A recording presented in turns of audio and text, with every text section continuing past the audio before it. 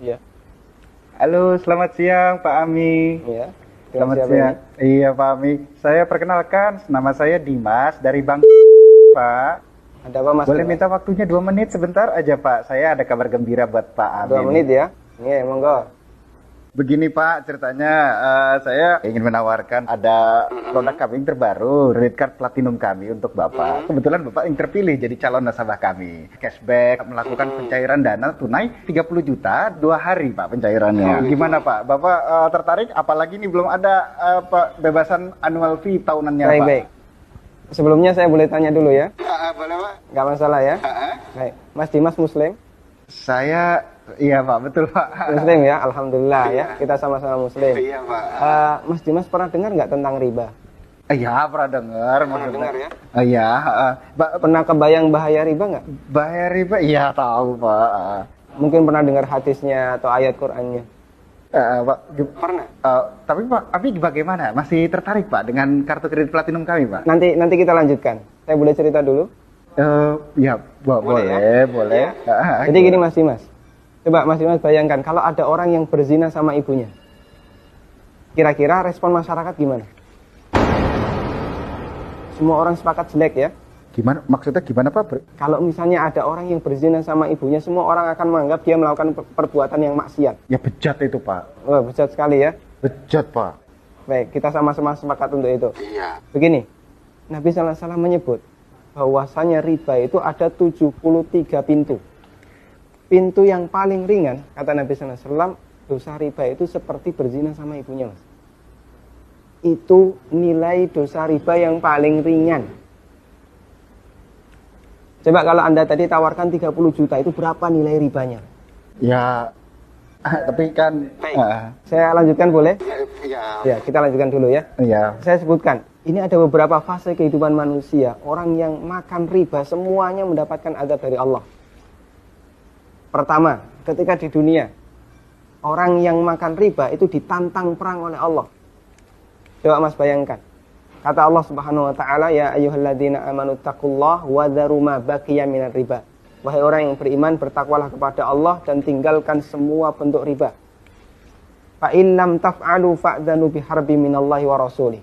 Kalau kamu masih ngeyel, nggak mau meninggalkan riba, umumkan perang dengan Allah dan Rasulnya. Coba, kalau kita ditantang perang oleh Allah dan Rasulnya, kira-kira ada nggak peluang untuk menang? Nggak ada ya? Ampun Pak. Ini yang pertama. Yang kedua, orang yang mati dalam kondisi membawa dosa riba, makan riba, nanti dia akan dihukum di kuburan dalam bentuk berenang di sungai darah. Masya Allah, berenang di sungai darah. Kata Nabi SAW, beliau pernah menceritakan mimpinya, dan mimpi beliau itu wahyu.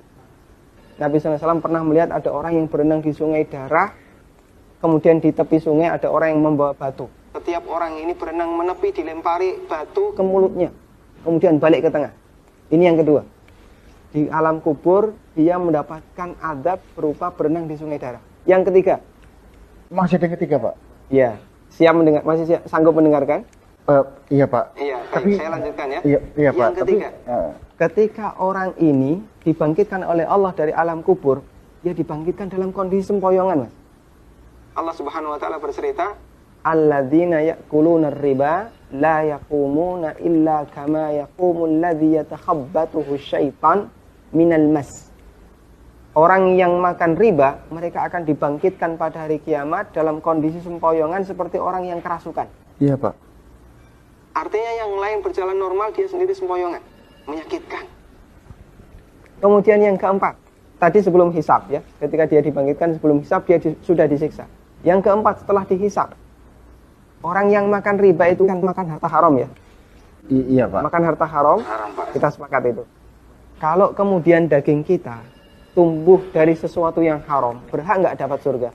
Enggak Pak. Layak nggak dapat surga? Enggak Pak. Sementara tempat di akhirat cuma ada 2 pilihan. Kalau nggak surga, neraka Pak. maka kata Nabi SAW, kullu lahmin nabata bin suhtin, setiap daging yang tumbuh dari sesuatu yang haram, kata beliau, annar aulabi. Iya Pak. Neraka lebih layak baginya. Coba Mas Dimas bisa perhatikan, dalam 4 fase kehidupan orang yang makan riba itu semuanya sengsara.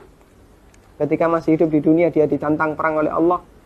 Ketika mati, dia berenang di sungai darah. Iya Pak. ketika dibangkitkan dalam kondisi sempoyongan, setelah hisab dia ditempatkan di neraka. Iya Pak.